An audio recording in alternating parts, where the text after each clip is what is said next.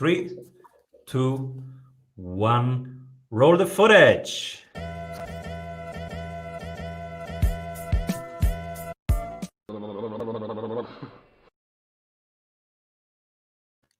Welcome everybody to the Strategy Show. I'm your host Simon Severino. Today, our guest is the leading expert in helping service providers to generate 100 new clients in 12 months without spending in ads. He created 7 businesses and sold 6.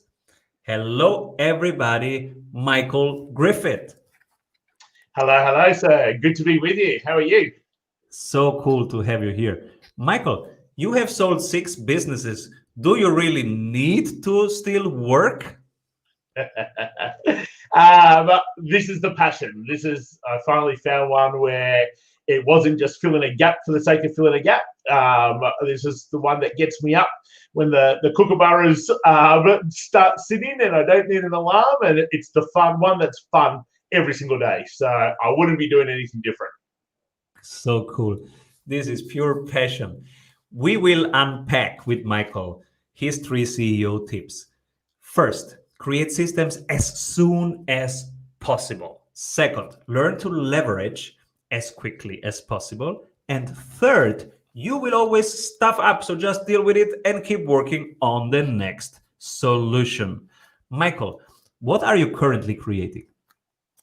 Yeah, at the moment, I feel like we're in a little bit of stabilization mode, even though we seem to always be innovating around our programs and around our systems and what we do for clients. I feel like we're sort of just in a bit of a stabilization mode.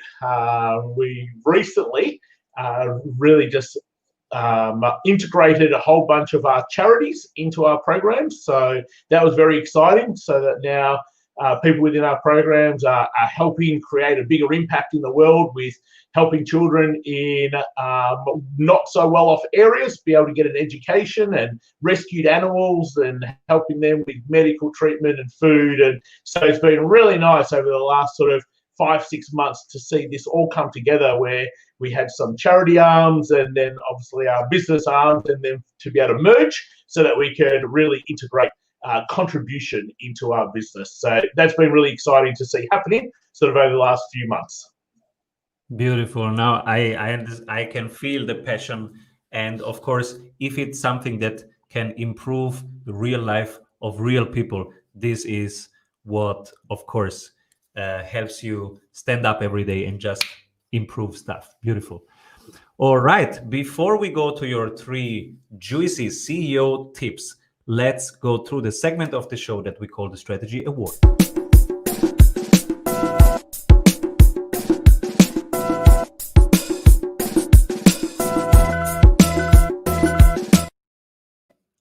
If you can pick only one person who right now is doing things in a different way, but from your perspective, this person is doing the right thing, who is this person?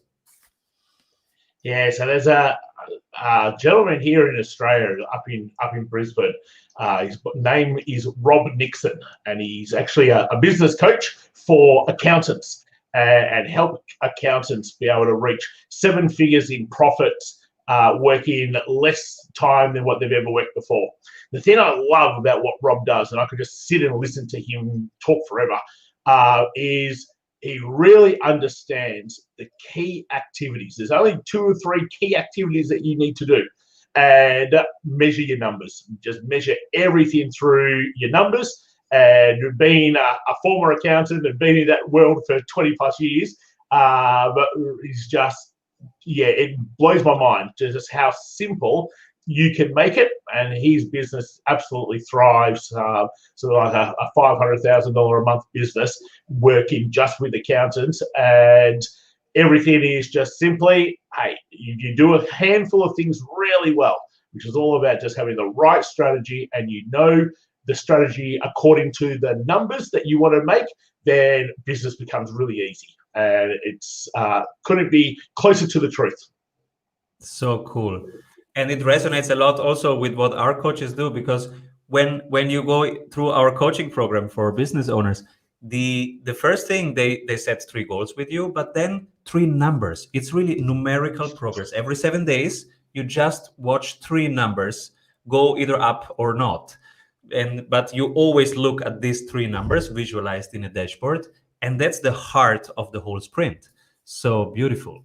It's simple, but it's real, and it creates accountability, and you see if it's working or not.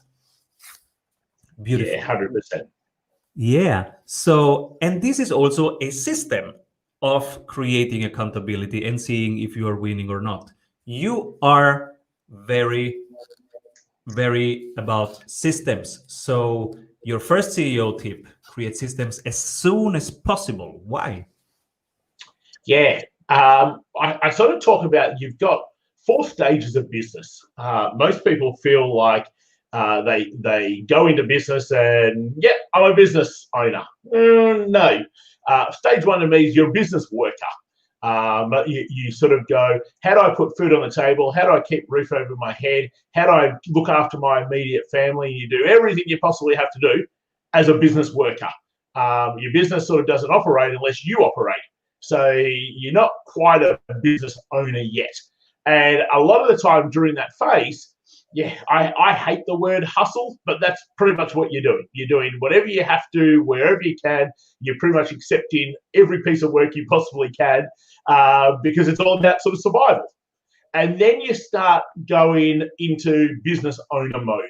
And when you become business owner mode in phase two, it's about being able to bring on team members. It's about being able to not have to do the things that you don't really want to do, bring in people who do things better than what you need to do. But to be able to be in that phase, well, you've got to rely on systems and processes. Like you can't have team calling you up every single minute going, well, what should I do here? Or how should I handle this? Or how do I handle that problem? What should I do with this? So your systems and your processes really should start to be being built from the very first moment that you have, simply because it's going to save your time, but most importantly, it moves you into a business owner mode faster. So that way then you can say, this is what I'd like done. This is how it should be done. These are the guidelines around things. Here are the steps, whatever it happens to be. But there is a framework for someone else to be able to do it rather than having to rely on you. And in the end, there should be a system for every single thing. So to the extent of what happens when someone does pay you, what happens when someone does not pay you, what happens when a client wants to upgrade, what happens when a client wants to downgrade, what happens when a client has some sort of problem. Like every little aspect that happens throughout your day, there should be a system that when this happens, then this is what should take place. And I think as soon as we get to that, and sure, it sounds time consuming and it sounds like it's a lot of work. Really, to me, it should be being completed as you go. So as you go, okay, so how did I do that? Now that should be documented, it should be kept somewhere, and in the end, everybody in the team knows if this is the problem, this is how it's dealt with. So I know for us, we just keep ours within a little cloud management tool in Podio, and everything sits there. So it doesn't matter if a team member leaves, it doesn't matter if a new person comes on, doesn't matter if I need a week off, everyone knows what to do and how to do it. And unless you get to that point, you can't actually ever really be a business owner moving into thought leader of phase three, because you're always going to be needed to be able to deal with little things that you shouldn't be dealing with. There should be a simple process around how that happens, a simple structure around when this takes place, that is what should take place as a result of that. And I think sooner that businesses can sort of think like that, and when you first go to business, it's not what you're thinking about. When you first go into business, it's like, yes, I don't have to be an employee anymore. Yes, I get to help the world. Yes, I get to make an impact. Isn't it exciting that I've got my own schedule? They're all the things that people think about, where in fact we've got to be thinking about the end game, you getting out of the business. And the more systemized you are, the easier it is for you to get out of the business. This is so powerful because you are not a business owner before you have your systems playbook in place and accessible for the whole team. Now, it's your seventh business. How did you hire the key roles and which were the first systems that you did install? Maybe the first three. Yeah. So when I looked at, and this is probably the first business where I feel like we've maybe done it properly. The others, hey, there's a lot of luck. There's a lot of mistakes. There's a lot of learning. There's a lot of okay, maybe we need to do that differently. But to me, the first person I always wanted was someone to look after our clients. So in this role here, they're sort of like our program manager, because to me, always having walking, talking, ranting, raving billboards as clients is the most important thing that we can do. So therefore, if being good at sales and marketing, I'm happy to continue that, where someone who needs to look after our clients and our programs, they need to be more detail orientated. They need to be cross the I's, dot the T's. I'm more big picture. I'm like, here's the vision, here's the dream, let's go make it happen. And then I prefer someone else to go do the bits that have to happen, because that's not my personality type. So to know what your personality type and what you're good at will then sort of determine what you need within your organization. But in the end, someone who looks after clients, someone who can run your marketing, someone who looks after sales, someone who looks after accounts, they're sort of your key areas. And then someone who helps with delivery, like for most coaches, for most consultants, for most service providing type businesses, that's sort of the types of people that we need. I think sort of a mistake someone makes, and it's not really a mistake, it's just never really defined, is they go, great, I'll get a VA. Okay, that's good. But then you go, VA does this and this and this and this and this and this and a bit of this and a bit of that. So I would prefer to have someone who's in charge of their area who might work 10 hours a week than to have someone who works 40 hours a week who's in charge of three things. Why? Simply because as human beings, it's just human nature, we will always spend more time on the thing that we enjoy doing. So therefore, if you've got someone who's in charge of accounts and you've got someone who's in charge of marketing, the same person, well, depending on their personality type, they're either going to love accounts if they're that type of numbers detailed person. So therefore, they're going to spend less time on marketing, or they're going to absolutely hate accounts and they're going to spend more time on marketing. Well, that doesn't help your business, and it doesn't help in having somebody be in charge of their area. So like in our organization, you're in charge of your area. Like, Kelly, you're in charge of programs. Come to me with how are we going to improve it? What's the ideas to make it better? I want you to take ownership of this. Okay? And I think when you have that sort of mentality and that sort of thinking, all of a sudden, everyone who's part of your organization has buy-in that it's their organization too. And it makes a huge difference than just simply having let me get a employee or a contractor or a VA mentality, where then the business owner still, yeah, you might have help, but really everything is relying on you and your instruction and what you tell people. Where I know within our organization, no, I don't need to instruct. I don't need to go, great, well, you need to be doing this, this, this today. And then the next day, you need to be doing this, this, this. Like, this is your department. This is what you're in charge of. How are we making it better? What do we need to do to get the winning indicators that we want to be able to get? And we're in it together. And that's the mentality that I have. So when you think about what you're good at, keep that. And that's sort of the last thing you get rid of. The things that you are not good at, or the things that you just hate doing, then they're the things that you should be getting rid of and getting someone in to do that as fast as possible. This is powerful. So don't delegate tasks, delegate full domains, full areas of responsibility from end to end, and have one big area of responsibility rather than many small ones. What is one or two books that inspired you professionally? Yeah, I think there's a couple. The Pumpkin Plan is one that I read every 3-4 months. For those, just a quick little synopsis. It talks about the pumpkin, over growing the pumpkin in the county fair, and those pumpkins are like huge, ginormous pumpkins. But to be able to grow a pumpkin of that size, you've got to weed out the little small, weedy little pumpkins. Well, in business terms, that's like your big pumpkins, your A client. But to be able to get your A client, you can't keep wasting all your time and effort with all the C and D clients. So to go back to that every 3-4 months, and we do this where sometimes we tap some of our clients on the shoulder and say, time's up. Like you're a D client. We don't tell you you're a D client, but we've just gone, it's just, there's nothing more here. We've got to stop spending our time, effort, resources, because we can't attract those big pumpkins, those A clients that we want, if we're around and our field is full of C and D clients. So I think that's really powerful to understand that.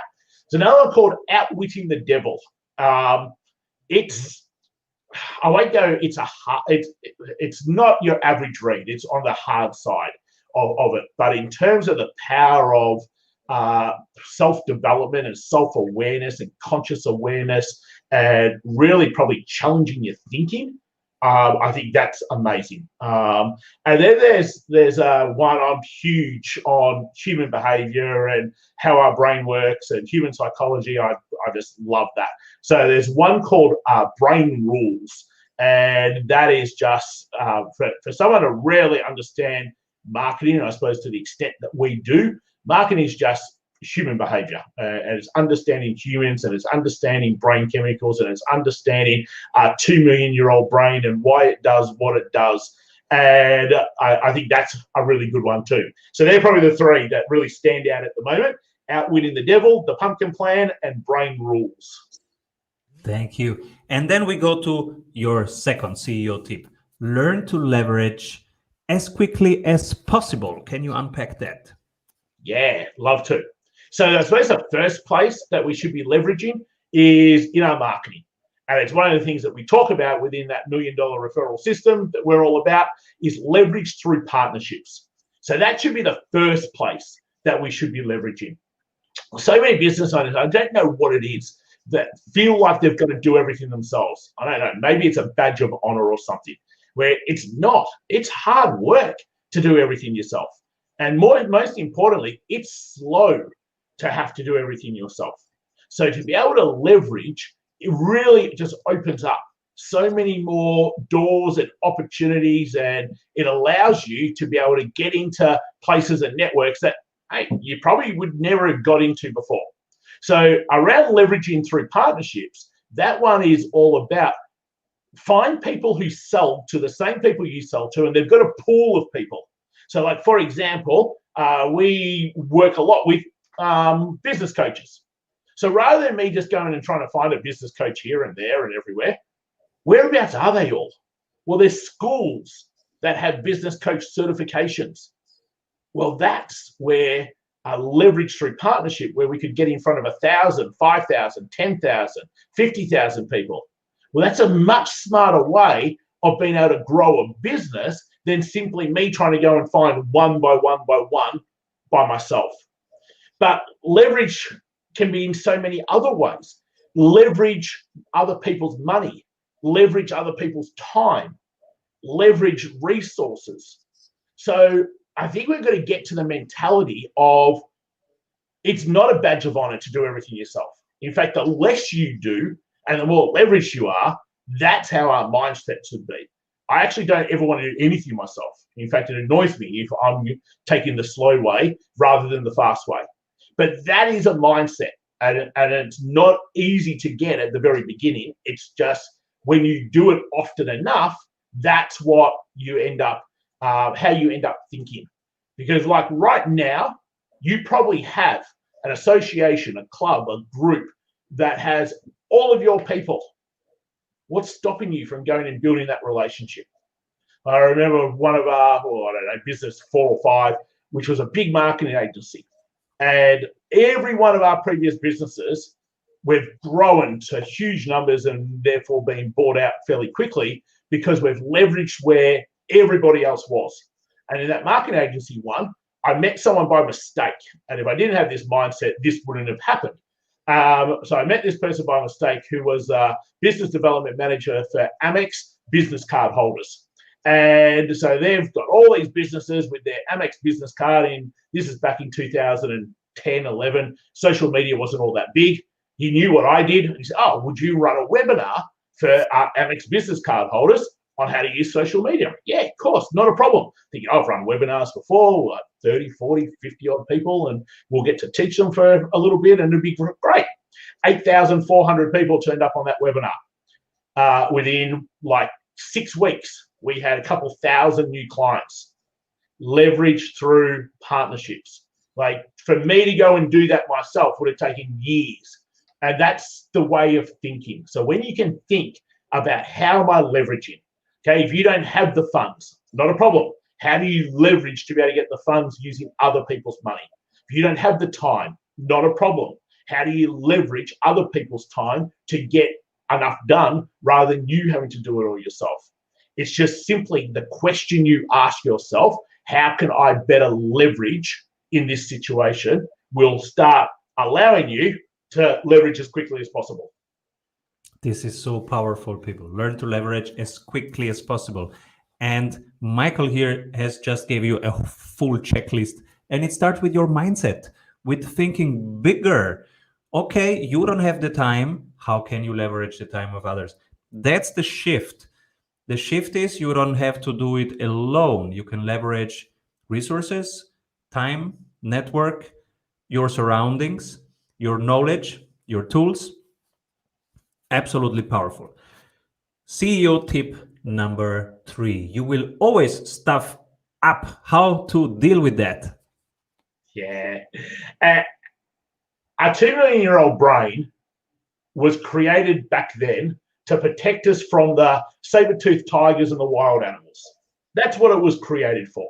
Well, obviously, as we fast forward to today, we don't have the wild animals and we don't live in the jungle. But our 2 million-year-old brain is there for exactly the same purpose, to protect us. So therefore, we hear this little voice, don't make a mistake. Don't look silly. Maybe don't do that because fear of, and on and on and on and on it goes. Now, I'm sure you've probably heard many times something very similar to here. You can't make mistakes. You can only ever have learning opportunities. And that's really what a mistake is. So like when we talk to our clients, or even when we talk to our team, and we talk about what are your winning indicators. So how do you know if you've won this week? Now you might go, oh, well, winning, losing's a negative. No, it's not. If you win, great. You can double down on that and keep on doing that activity. If you lose, meaning you just didn't reach the winning indicator, well, now you've got to go, why not? What didn't work? It's not that you lost. It's just going, great, I actually now need to go, what would I do differently next time? So you're going to stuff up time and time and time and time and time and time again. And that's perfect. And you should be okay with it. And what you've got to start being is going, okay, that happened. Solution focused. How do I be solution focused rather than what my brain is there to do, protect us, going, well, hold on, you made a mistake or you stuffed up or don't ever do that again. Let's not put ourselves back out there. Let's not actually make a thing out of here. Where in fact it's like, brain, go away. It's not helping me. It's about going, okay, that happened. How would I do it differently? How do I just make sure that if it became a problem, that the problem got fixed up? But what can I learn from it? And that needs to be our thinking. Our thinking really needs to be around, okay, something happened. I attached a meaning to it. When I attach a meaning to something, that causes a particular emotion. And then I do an action or an activity based on that emotion. Like in essence, that's what's taking place. So a thin happens, and that's all it is. It's a thin. We attach a meaning to that thin, and that causes an emotion. And then we either react or we do an activity and action based on the emotion. Well, imagine if you just change the meaning of the thin. So instead of saying, I don't know, I'll just pick an example. We ran Secret Society. It was at 10 a.m. the other week. And unfortunately, one of our team members got the time right and made it 10:30. So we had some people turning up at 10. We had other people who weren't going to turn up at 10:30. So that's a thin. Now, they attached a meaning to it. I stuffed up. I'm no good. I should have paid more attention, whatever the meaning was, which then caused an emotion, which then caused an action. Well, I come back and I go, how about we just change the meaning? And rather than you saying, hey, I stuffed up and I got the time wrong, how about we change the meaning to, I misunderstood? A lot less powerful emotion that's going to take place. So I think the key here is you're always going to stuff up, and it doesn't matter. It's what you do through stuffing up, what you learn through stuffing up, which actually is the real lesson and what really matters. So powerful, Michael. And going back to that example where with one talk, you could get 1,000 clients. I'm sure right now everybody is note taking and say, okay, how can I do it? How can I do it? How can I do it? So if people work with you, what's the way they can start working with you? How do they get there? Yeah, I think the first thing is just having some understanding, some education. We've got this great guide that I wrote the other week. It's one of our new guides. 100 new clients, 12 months, no ad spend. And that's just simply at 100in12.com. So if people went to 100in12.com, they'd be able to get that guide. And that's a great starting point. It's a 5-minute read, 13 odd pages, some good diagrams, but it starts to get people thinking about how am I going to attract to be able to get a full pipeline of warm qualified leads? How do I then educate that pipeline of warm leads and warm them up so that they're actually ready to buy from me? And then how do we ask and get the people who are ready to start raising their hands so we can see whether there's a fit or not? So there's really 3 clear segments when someone's marketing. And for most people, most businesses, they actually just don't understand or appreciate how easy marketing can be when you've got the right sort of systems. People just think marketing is let's throw money at SEO or pay-per-click or Facebook ads, or let's go to networking events, or let's be on social media every day, blogging and putting up videos and being in Facebook groups. And well, no, that's not marketing. That's a channel to get seen. And if you don't have the other foundations around it, you can do as much as that as you want. You're always going to struggle with your marketing. So 100in12.com, great little guide for people to be able to go how to actually build out a marketing system that allows them to be able to bring in 100 new clients every 12 months without spending a cent on paid ads. Michael, who should be my next guest? Yeah, had a bit of a think about this because we know so many amazing people. But the one that probably stands out right now is doing some great things all around the globe. His name is James Short. Again, another person over here in Australia. You're going to infiltrate Australia soon. But James used to do some amazing things with real estate agents all around the world in helping them grow their teams, and has in the last sort of 9 months or so really gone down, followed his passion with his wife in terms of being able to help new dads and helping new dads to be able to transition into being a dad and being just an amazing human being. So he would be, just 20 years or so of business. Again, said, 4 businesses along the way, and just second to none as a human being. So James Short, you've just been nominated. Thank you so much, Michael. And listeners, If you need help in generating 100 new clients in 12 months without ad spend, Michael is the place to go. And you will find in the show notes, and you heard from him where you can find him. So go there, do it. You have no excuses anymore. Leverage very soon, create the systems, and you will always stuff up. But that's life. You go back on track and you try 50 things, one will hit. That's entrepreneurship. Thank you so much, Michael, for being here, and come back soon and keep rolling. Thank you very much. Great to be with you.